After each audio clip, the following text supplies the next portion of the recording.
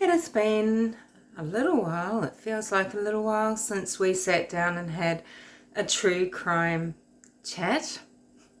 And there's a lot happening. There's a lot happening with the cases that we've been following in terms of the legal process.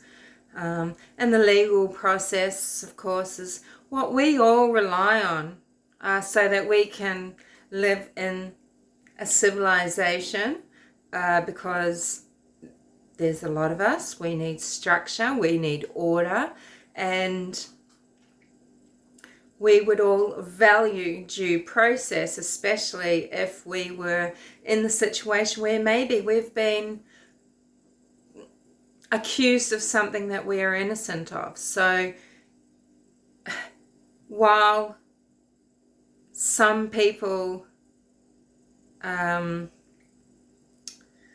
many people that are charged are guilty, some are innocent.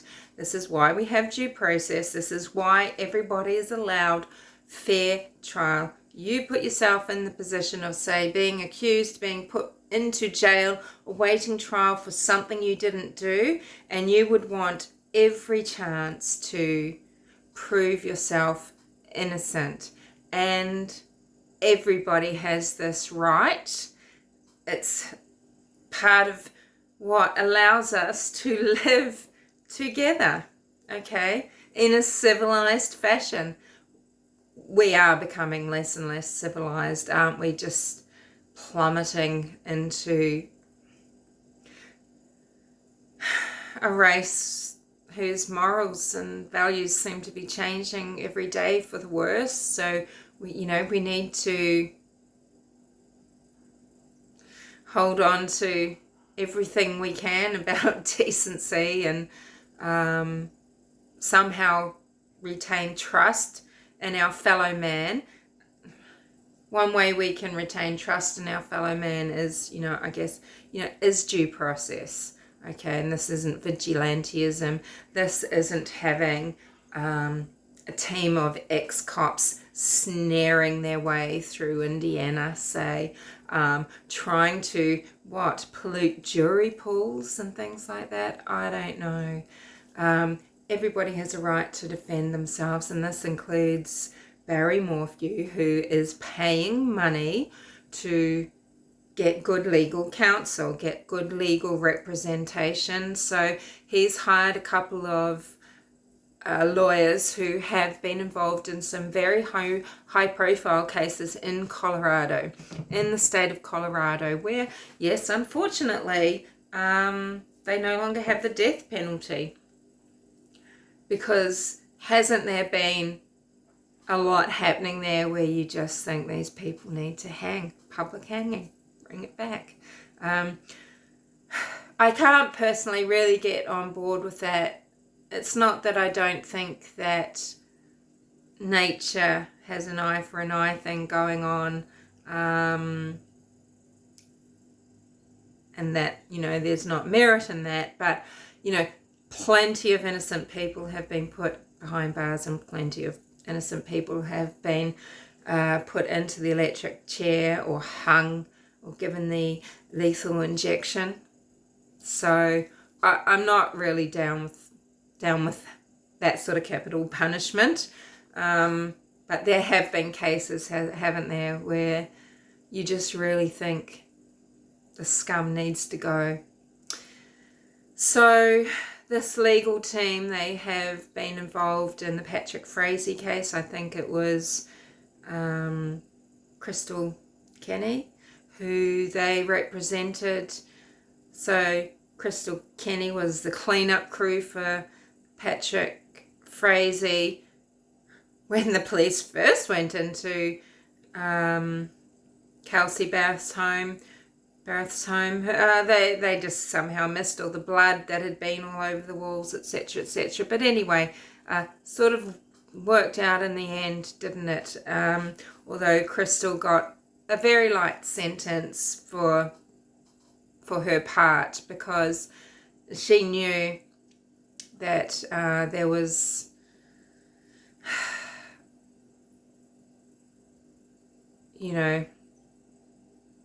She could have saved someone's life, couldn't she, by speaking up when she was first asked to kill Kelsey. So Barry Morphew is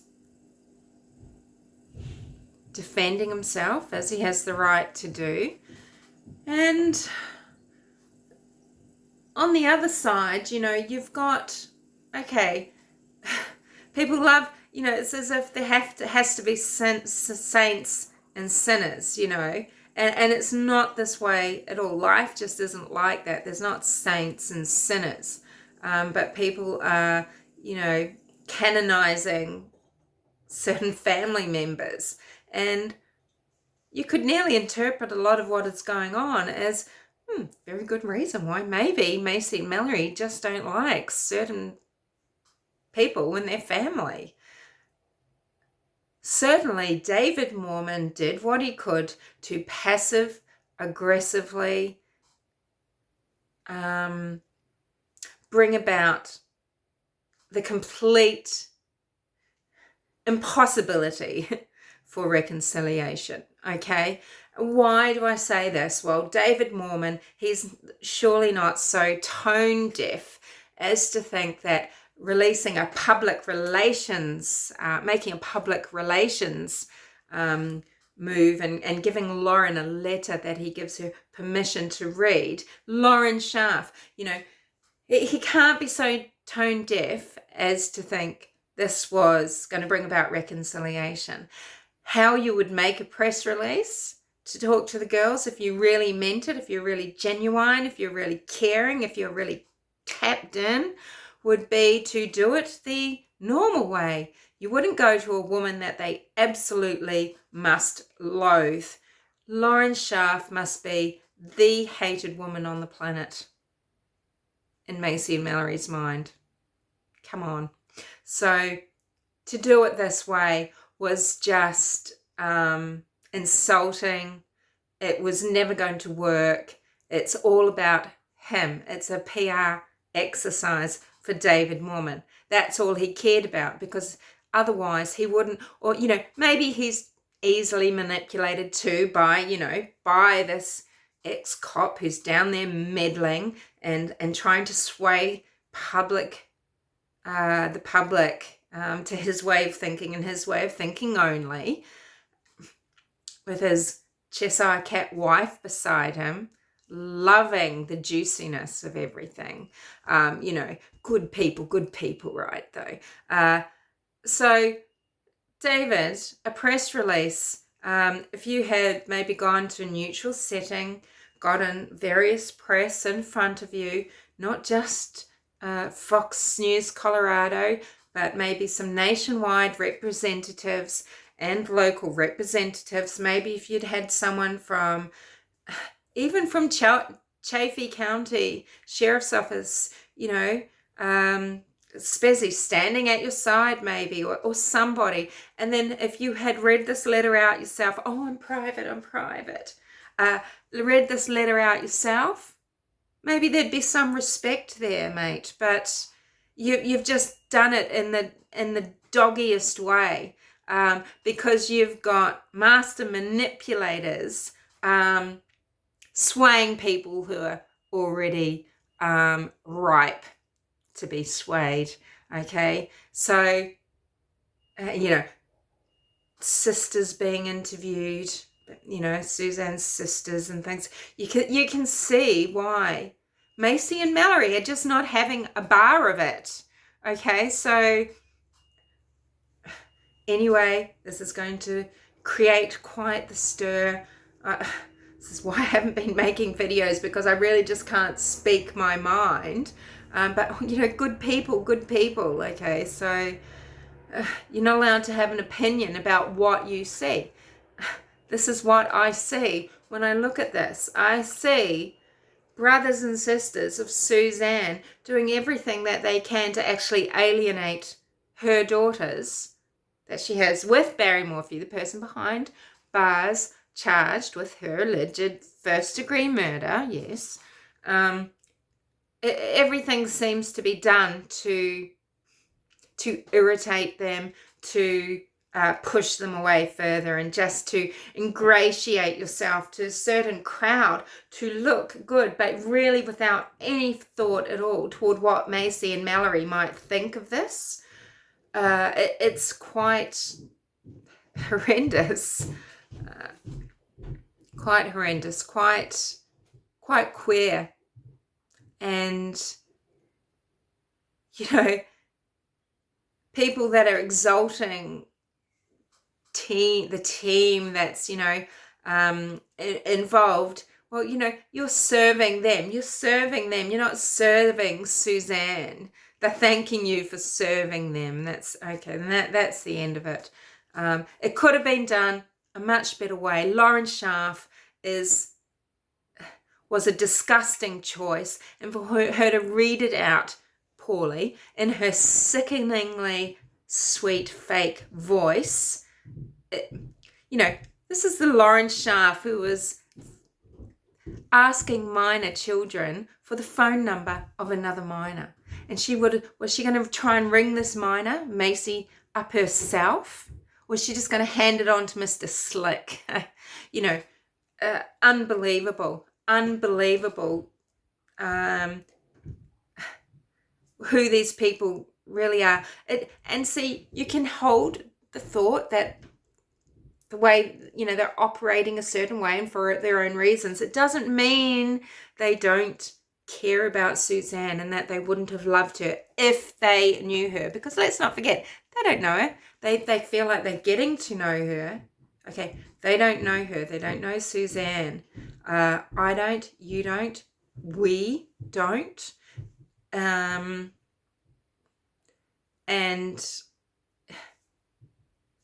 it's weird to say otherwise. You can feel a strong connection. You can relate. You can feel like part of her story is your story.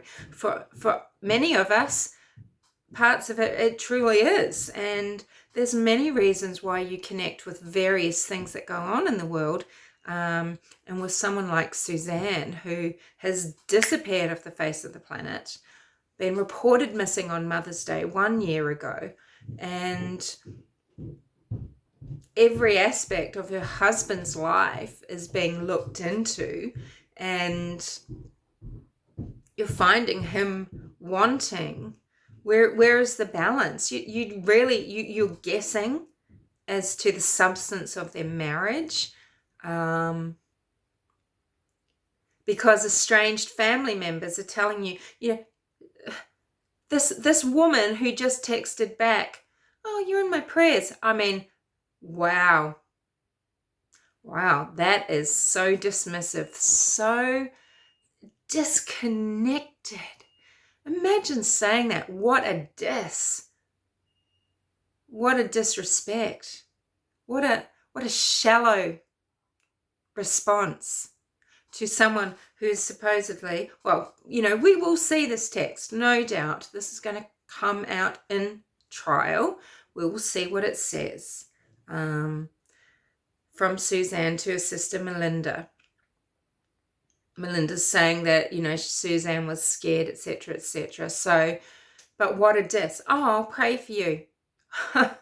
Fuck. So, one might say that they could extrapolate from things that Melinda says and from Andy, and, that they didn't want any more of the Mormon fortune going down Suzanne Morphew's sink.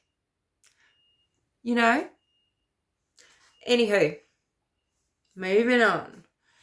Laurie Cox's lawyer, so not as one ex-cop's channel put in their title, Daybell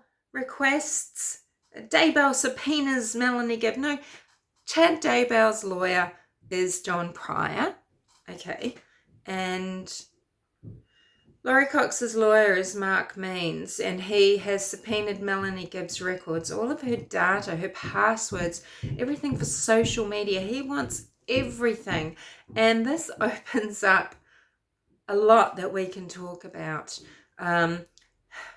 because we know that there are conspirators, named and unnamed, okay? And we can all speculate who they are, and most of us can name a dozen, if not more. I know my list is pretty long. So you've got people like Bishop Gabe, like Michael and Nancy James, Jason Mow. You've got the groups in general preparing a people and another voice of warning. It's a quagmire. The thing about Melanie Gibb, and of course this is all my opinion and things that I'm just alleging, but Melanie Gibb is all about lies and alibis, and this woman is a dog. She's a snake. Sorry to dogs and snakes. Brilliant, noble creatures, they're both. This woman is not a very nice person, in my opinion. She is indoctrinated into the cult. Indeed, she was there before Laurie Cox was. And she wants power as much as Laurie Cox did. Whether she's motivated by greed, like Laurie allegedly is, or, you know, whether she's motivated by, I think she's motivated by power, by being special, by being seen as special, as Jason Mow says, a beacon of light. But this woman is as deranged, you know, she's deranged, and in my opinion, and she's not a very nice person. Let's count how many people. Let's count down from 5. Let's count down from 5. How many people Melanie Gibb could have saved that we know of? So, Charles Vallow. Yep. Melanie Gibb could have saved Charles Vallow. Tylee Ryan. Yes. Yes, Melanie Gibb could have saved Tylee Ryan. JJ Vallow. Yes, Melanie Gibb could have saved JJ. Tammy Daybell. Yep. Melanie Gibb could have saved Tammy Daybell. And probably Alex Cox. Melanie Gibb has been there every step of the way. She's been there torturing Charles. She's been there when JJ was murdered. She knows everything. She lied to the feds. Okay, she lied to the feds the first time, told them that she had JJ. And the good thing about Melanie is that she has been... Sorry. What was I saying? Probably doesn't matter. Just that, you know, Melanie's been there every step of the way, lying for Laurie, covering for her, knowing exactly what's going on. So, fuck you, Melanie Gibb, because you deserve to be in prison. And that's just my honest opinion. Because this is a cult. Melanie was drawn into the cult. She was a part of this cult before Laurie Cox was. You know, just so happens that Laurie Cox manages to be just more of a sick, driven woman who gets things done, and in her own particular way, which is murder, allegedly. Just because Mark Means gets Laurie declared temporarily incompetent to stand trial, don't worry about that. That means nothing. And actually, it might go in the favour of proving Laurie competent in the end. If she gets put on antipsychotic drugs, what's going to happen? Nothing.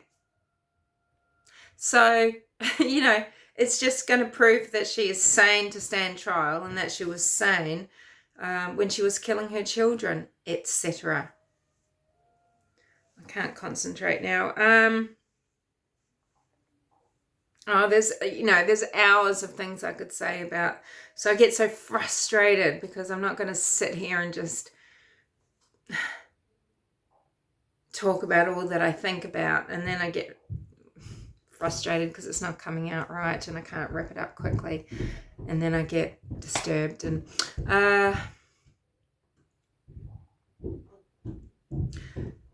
in Mommy Doomsday, Melanie yet again trips herself up. So yeah, there's lots of interviews. There's hours and hours of interviews that Melanie has done, right? And in Mommy Doomsday, episode 4, to Keith Morrison, she says, Alex killed people.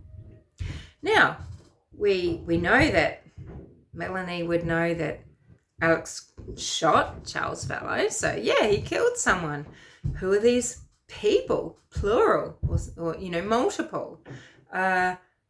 Because, okay, well, even if we think it was him that shot at Tammy and failed, and shot at Brandon Boudreau and failed, those are just attempted murders.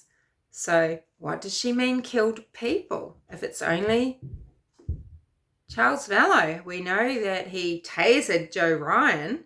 He really tried to cause him some grievous bodily harm.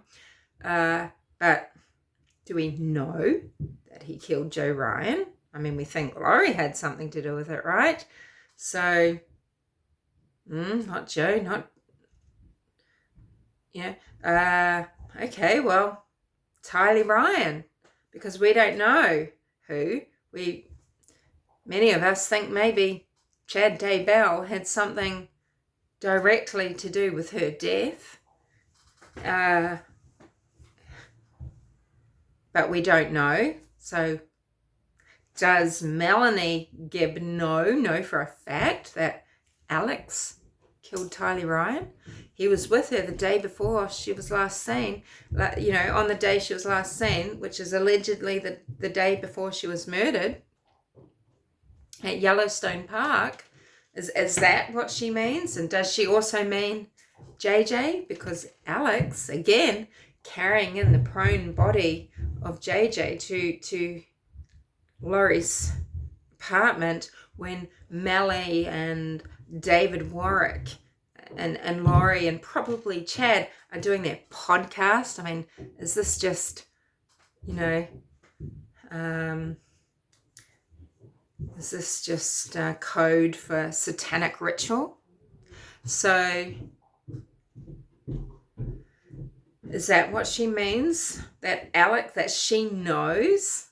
Has she just, because she's saying these things all the time, she's, so she said so many things in these interviews that I know is going to trip her up in court. We know she's perjured herself. So, yeah, what did Melanie Gibb mean when she says Alex killed people? Yeah. This woman is disgusting. She wants power, she wants glory, she wants to be adored. This woman needs to be adored. This is her sickness. People see things in people and they use it. For Melanie, it's to be adored, to be special, to be part of. For Laurie, it was greed. It was to make money, and what a little gold mine Laurie was when she walked in. I knew. That's another YouTuber, Kit. Yeah, she makes some really neat little videos, and the way she has with matching songs to people, it's, she does a funny one where Melanie Gibb, she's got her singing Trouble. She just screams, I knew you were trouble when you walked in. She's dubbed this over her interview with Nate Eaton, and then she gets it going, ah! It's sick, but it's so funny, and I know it's facetious, but you need to laugh sometimes with these things because they're super heavy.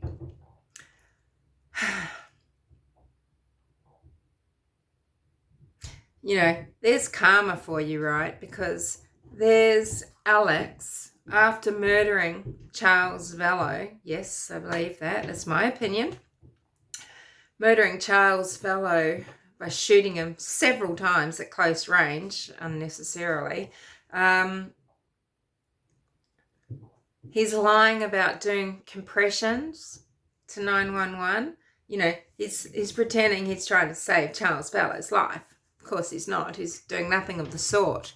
Forensics, you know, if the police departments of Chandler and Gilbert had done their jobs. Anywho. And of course then you have Zukrma Pasteness. Another one needs to be brought to justice. Zukrma Pasteness, who lying, it's just like a perfect little loop, isn't it? Lying, saying she's doing chest and compressions, trying to save Alex's scuzzy little life.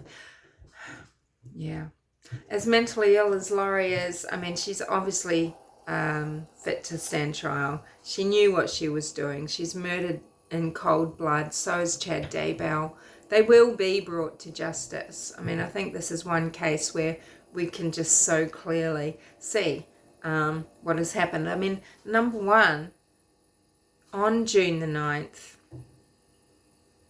the bodies of Tylee and JJ were dug up on Chad Daybell's property. And we know that Chad and Laurie were lying about these children, refusing to say where they were, to, you know, they were saying that they were live and hidden, and all this time they were lying in the cold, hard ground. So, you know, we know they've killed these children. We know it, okay?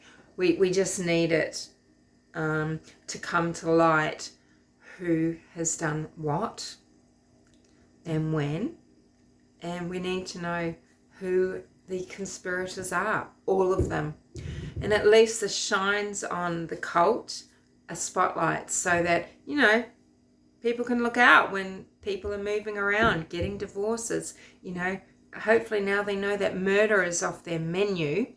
I'm sure that they will still be committing frauds in some way or other to receive monies to fund them, even if it is just by divorce, or, you know, fraud against the government for child support, whatever it is, right?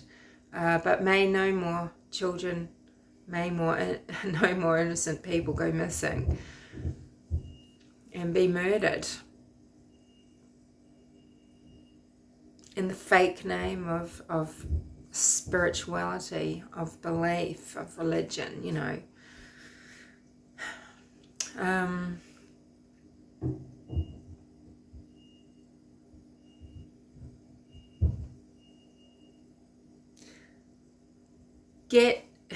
So study up, learn the case, know who the players are, know the timelines, know where things happened and when.